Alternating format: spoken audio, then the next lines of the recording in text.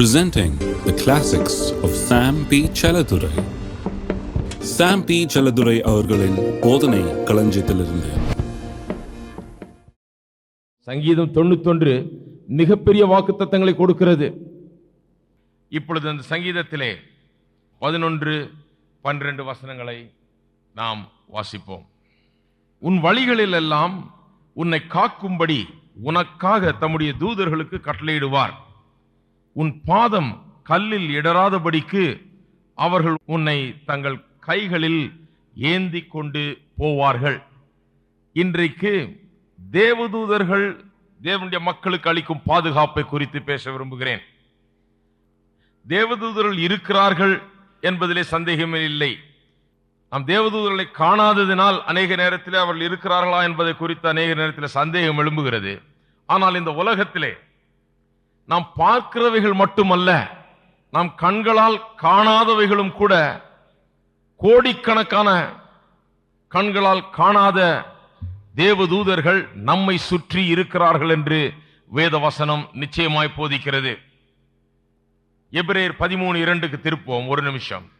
எபிரேயர் 13:2. கோடிக்கணக்கான தேவதூதர்கள் நம்மை சுற்றி இருக்கிறார்கள். நாம் காண்பதில்லை, ஆனால் அவைகள் இருக்கிறார்கள் என்பதை நாம் அறிய வேண்டியது அவசியம். ஏனென்றால் காண்கிறவைகள் மட்டும்தான் உண்மையாக இருக்கிறது என்று நினைத்துக் கொண்டிருக்கிறோம். காணாத அநேக தேவதூதர்கள் நம்மை சூழ்ந்து கொண்டிருக்கிறார்கள். வேதம் அதை திட்டவட்டமாய் போதிக்கிறது. அந்நியரை உபசரிக்க மறவாதிருங்கள், 2ஆம் வசனம். அதனாலே சிலர் அறியாமல் தேவதூதரையும் உபசரித்ததுண்டு. சிலர் தேவதூதர்களை சந்தித்திருக்கிறீர்கள். உங்களிலே சிலர் கூட சந்தித்திருப்பீர்கள் என்று நினைக்கிறேன். தேவதூதர்கள் உங்களிடத்தில் வந்திருக்கலாம், உங்களுடைய வாழ்க்கையிலே தலையிட்டிருக்கலாம். தேவதூதர்கள் நீங்கள் சந்தித்திருக்கக்கூடும், உபசரித்தும் இருக்கக்கூடும். ஆனால் அவர்கள் தேவதூதர்கள் என்று நீங்கள் அறியாமல் இருப்பீர்கள். எல்லாருக்கும் ஒரு மாதிரி இருக்குதா? நம்ம எப்போ சந்திச்சோன்னு நடந்திருக்க கூடும். வேதவசனம் சொல்லுகிறது, அந்நியரை உபசரிக்க தவறாதிருங்கள். ஏனென்றால் அப்படி சிலர் தேவதூதர்களையும் உபசரித்தது உண்டு. அவர்களுக்கு தெரியாது, யாரோ அந்நியர் என்று நினைத்துக் கொண்டிருக்கிறார்கள், ஆனால் அவர்கள் தேவதூதர்களை உபசரித்திருக்கிறார்களாம். இப்படி உங்களுடைய வாழ்க்கையில் நடந்திருக்க கூடும். எபிரேயர் 1ஆம் அதிகாரம் திருப்புவோம், கடைசி வசனம்.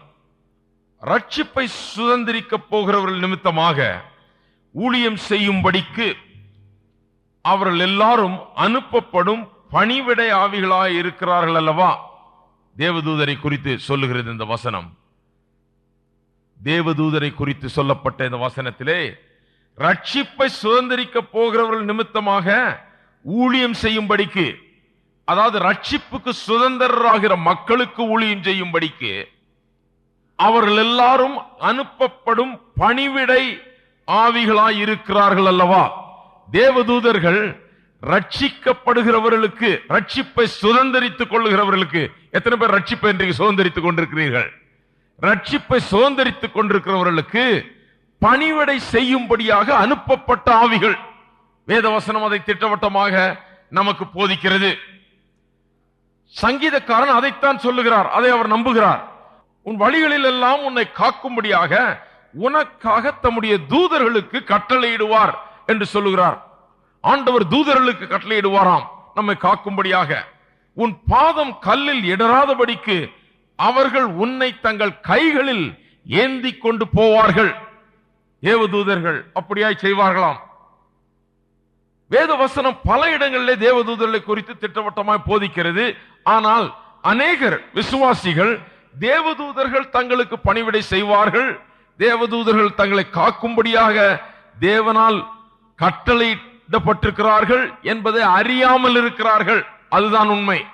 இன்றைக்கு ஏன் தேவதூதனுடைய பாதுகாப்பின் கரம் நம்மை தாங்குகிறது இல்லை? அநேக நேரத்திலே ஏன் வழிகளெல்லாம் நம்மை காக்கும்படி கொடுக்கப்பட்ட தேவதூதர்கள் அநேக நேரத்திலே கிரியை செய்ய விடாமல் நாம் தடுத்து விடுகிறோம்?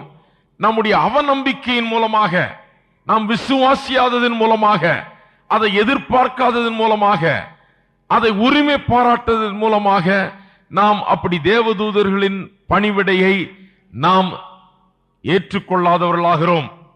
தேவதூதர்கள் பணிவிடை செய்ய ஆயத்தமாயிருக்கிறார்கள். இன்றைக்கு நம்முடைய கண்கள் திறக்கப்பட வேண்டும். எதற்கு? தேவதூதர்கள் இருக்கிறார்கள் என்பதை காண்பதற்கு, விசுவாசிப்பதற்கு, அவர்கள் நமக்கு பணிவிடை செய்யும்படியாக இருக்கிறார்கள் என்பதை நாம் நம்புவதற்கு நம்முடைய கண்கள் திறக்கப்பட வேண்டும். நம்மை காக்கும்படியாக நம்மை சூழ்ந்து கொண்டிருக்கிறார்கள் என்கிறதை புரிந்து கொள்வதற்கு நம்முடைய கண்கள் திறக்கப்பட வேண்டும். நாம் அதை இன்றைக்கு ஆவிக்குரிய சத்தியமாய் காண வேண்டும். உண்மையிலேயே தேவதூதர்கள் இருக்கிறார்கள், என்னை காக்கும்படியாக, என்னை கையில் ஏந்தும்படியாக, என்னை ஆபத்திலிருந்து விலக்கி காக்கும்படியாக இருக்கிறார்கள் என்பதை நாம் விசுவாசிக்க ஆரம்பிக்க வேண்டும். கண்கள் திறக்கப்பட வேண்டும். ஆகையால் தான் பிரசங்கிக்கிறேன். ஏன் காக்கிறதில்லை சில வேளையிலே? ஏனென்றால் நாம் அதை, அந்த ஊழியத்தை, தேவதூதருடைய அந்த ஊழியத்தை நாம் பாராட்டுகிறதில்லை, அதை எதிர்பார்க்கிறதில்லை, அதை ஒரு பொருட்டாக எண்ணுகிறதில்லை, அதை விசுவாசிக்கிறதில்லை. தேவனுடைய மக்கள் தேவதூதருடைய ஊழியத்தை அனுபவித்திருக்கிறார்கள் என்று வேதவசனம் திட்டவட்டமாக நமக்கு போதிக்கிறது. 2 ராஜாக்களுக்கு திருப்புவோம், 6ஆம் அதிகாரம். இங்கு மிகவும் சுவாரஸ்யமான ஒரு சம்பவம் நடக்கிறதை காண்கிறோம். எலியா தீர்க்கதரிசியினுடைய வாழ்க்கையிலே சுவாரஸ்யமான ஒரு சம்பவம். எலியா தீர்க்கதரிசியை பிடிப்பதற்காக எதிரியின் ராணுவம் அவரை சூழ்ந்து கொண்டிருக்கிறது. படுத்து தூங்கிவிட்டு எழுந்திருக்கிறார் காலையிலே.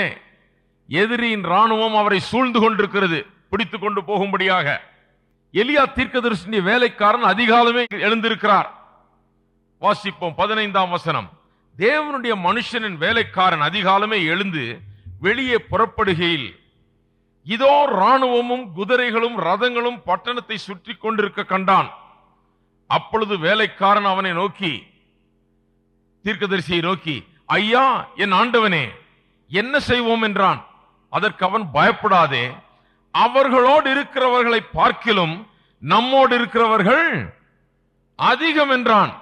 அப்பொழுது எலிசா விண்ணப்பம் பண்ணி, கர்த்தாவே, இவன் பார்க்கும்படி இவன் கண்களை திறந்தருளும். வேலைக்காரனுக்காக எலிசா தீர்க்கதரிசி ஜெபிக்கிறார். இவன் பார்க்கும்படி இவன் கண்களை திறந்தருளும் என்றான். உடனே கர்த்தர் அந்த வேலைக்காரன் கண்களை திறந்தார். இதோ எலிசாவை சுற்றிலும் அக்கினிமயமான குதிரைகளாலும் ரதங்களாலும் அந்த மலை நிறைந்திருக்கிறதை அவன் கண்டான். உண்மை சம்பவம். வேலைக்காரன் எழுந்து பார்க்கிறான். பட்டணத்தை சுற்றி குதிரைகளும் ராணுவ வீரர்களும் ரதங்களும் சுற்றி கொண்டிருக்கிறதை காண்கிறான். பயந்து அலறி தீர்க்கதரிசியிடத்தில் வந்து, ஐயா, ஆண்டவரே, என்ன செய்வோம், இப்படி சூழ்ந்து கொண்டிருக்கிறார்களே என்று வந்து சொல்லும் போது எலிசா தீர்க்கதரிசி சொல்லுகிறார், அவர்களோடு இருக்கிறவர்களை பார்க்கலும் நம்மோடு இருக்கிறவர்கள் அதிகம். அவர்களோடு இருக்கிறவர்களை பார்க்கலும் நம்மோடு இருக்கிறவர்கள். யோசித்து பாருங்க, ஒரு தேசத்தின் ராணுவம் வந்து சுற்றி கொண்டிருக்கிறது, பட்டணத்தை சுற்றி ஆயிரக்கணக்கான போர் வீரர்கள், குதிரைகள், ரதங்கள் சுற்றி கொண்டிருக்கிறது. எலிசா பார்க்கிறார். அவர் சொல்லுகிறார், அவர்களோடு இருப்பதை காட்டில் நம்மோடு இருக்கிறவர்கள் அதிகம் என்று சொல்லுகிறார். எதை பார்த்தார்? வான சேனைகள், தேவனுடைய போர் வீரர்களாகிய இந்த தேவ தூதர்கள் எலிசாவையும் தேவனுடைய மக்களையும் பாதுகாக்கும்படியாக அதிகமாய் கூடி வந்திருக்கிறதை எலிசா கண்டார். வேலைக்காரனால் அதை காண முடியவில்லை. எலிசா ஜெபிக்கிறார், ஆண்டவரே, இவன் கண்களை திறந்தருளும், இவன் பார்க்க வேண்டுமே என்று சொல்லி ஜெபிக்கிறார். அந்த வேலைக்காரனுடைய கண்கள் திறக்கப்படுகிறது. அவனும் அதை காண்கிறான். என்னத்தை காண்கிறான்? அக்கினிமயமான குதிரைகளும் ரதங்களும் அந்த மலையை சுற்றி நிரப்பப்பட்டிருக்கிறது, இவர்களை பாதுகாக்கும்படியாக என்கிறதை நான் காண்கிறான். அந்த காலத்திலேயே கூட, பழைய ஏற்பாட்டின் காலத்திலேயே கூட தேவதூதர்கள் தேவனுடைய மக்களை பாதுகாப்பதிலே தீவிரமாயிருந்தார்கள். தேவனால் கட்டளையிட்டு அனுப்பப்பட்ட தூதர்கள் சில நேரங்களில் பெரும் சேனையாய் வந்து ராணுவத்திடத்திலிருந்தே மக்களை காக்கக்கூடிய வேலைகளை செய்திருக்கிறார்கள் என்பதை காண்கிறோம். அநேக நேரங்களில் தனிப்பட்ட முறையில் வந்து அநேகரை விடுவித்தார்கள் என்பதையும் பிறகு நாம் காண்போம். இப்படி தேவதூதர்கள் இருக்கிறார்கள். எலிசாவை சுற்றி இருந்தது போல ஆயிரக்கணக்கான தூதர்கள் நம்மை சுற்றி நின்று கொண்டிருந்தாலும் நம்முடைய கண்கள், நம்முடைய விசுவாசம் நாம் அறிந்திருக்கிற சத்தியம் அதை நமக்கு சரியாக போதிக்காவிட்டால் அப்படி இருக்கிறார்கள் என்பதை நாம் விசுவாசிக்க முடியாது. நம்முடைய ஆபத்தின் நேரத்திலேயும் தேவதூதர்கள் நம்மை சூழ நின்று பாதுகாக்கிறார்கள். அதிலே சந்தேகமே கிடையாது. அதை நீங்கள் எதிர்பார்க்க வேண்டும். நீங்கள் அதை சொல்ல வேண்டும். என்னத்தை சொல்ல வேண்டும்? சங்கீதம் 91 சொல்லப்பட்டிருக்கிற அந்த வார்த்தைகளை சொல்ல வேண்டும். என் வழிகளெல்லாம் என்னை காக்கும்படியாக தம்முடைய தூதர்களுக்கு அவர் கட்டளையிடுகிறார். எனக்காக அவர் கட்டளையிடுகிறார். என் பாதம் கல்லில் இடராதபடி அவர்கள் கைகள் என்னை ஏந்தி கொள்வார்கள் என்கிற வாக்கு தத்தத்தை நீங்கள் சொல்ல வேண்டும். அதை விசுவாசிக்க வேண்டும். உங்களுக்காக இருக்கிற தேவதூதர்களை நீங்கள் விசுவாசிக்க வேண்டும்.